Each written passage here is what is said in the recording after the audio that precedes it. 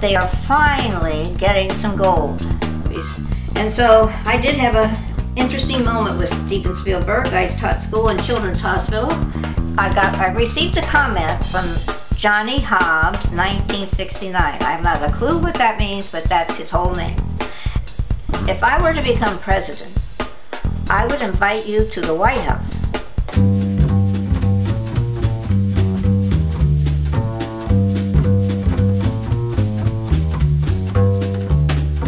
Hi, I'm Grandmother Patti, and I've been watching the gold rush again about Alaska, and they are finally getting some gold.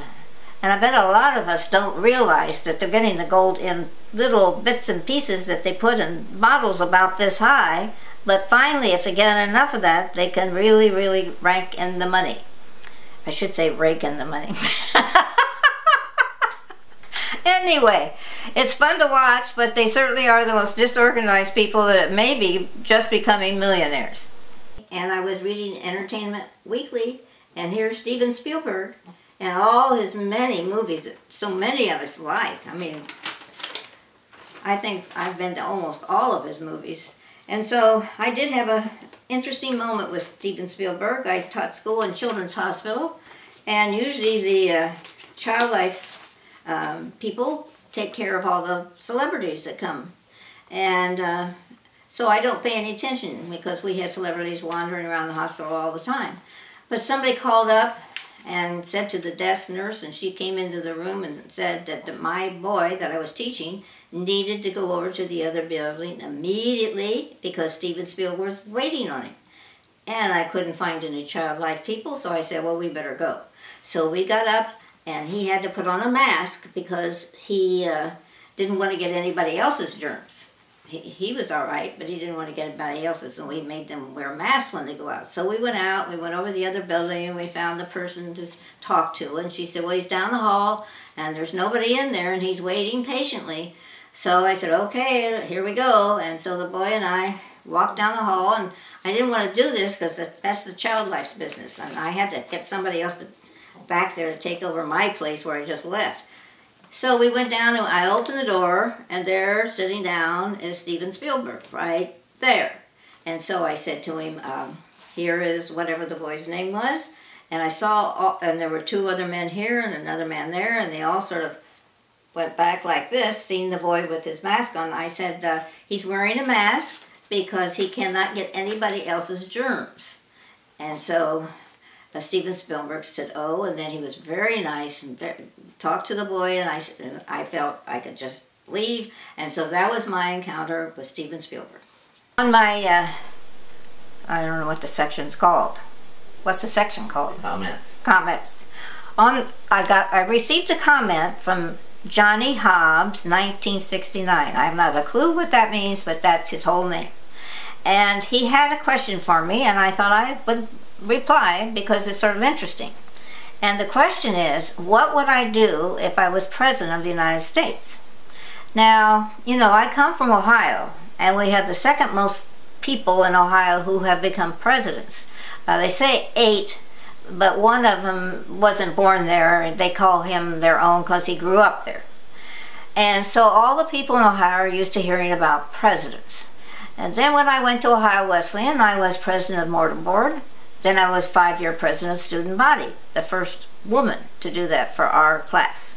And then I was president of the Southern California Kappa Alpha Theta, and lately I've been president of the Kappa Alpha Theta Alumni Association here in Sarasota.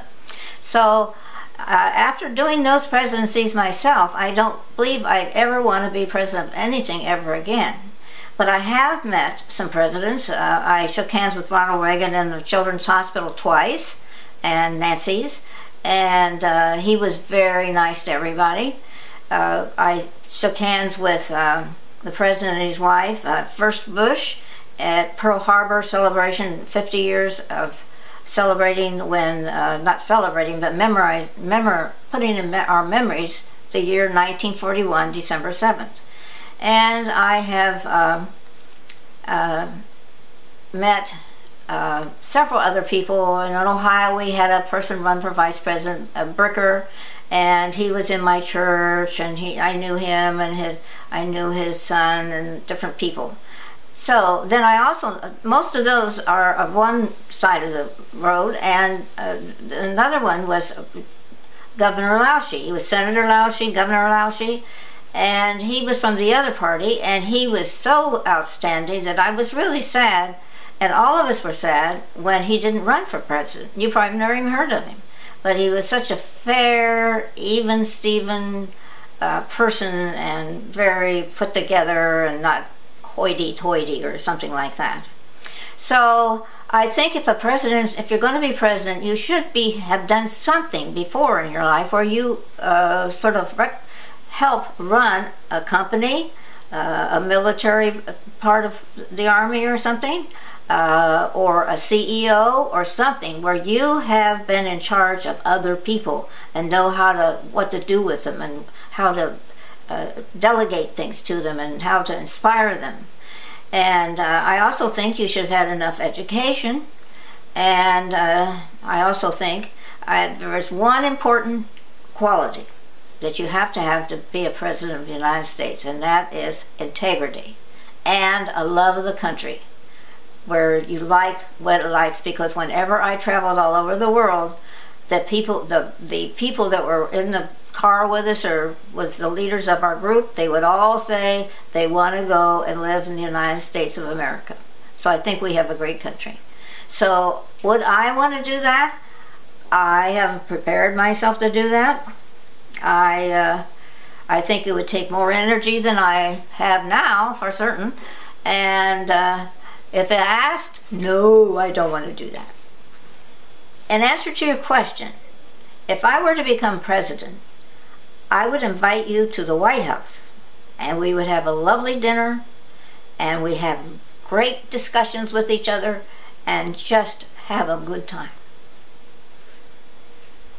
If you like me at all, you're supposed to push the L-I-K-E button down here. And if I'm one of your favorites, you know, after you watch me a few times, maybe I'll be one of your favorites. Subscribe. I don't know why, and I don't know any of this. I'm just sitting in front of a camera blogging away, and my son will take care of the rest, which is a good deal. But he's still trying to tell me what to do. I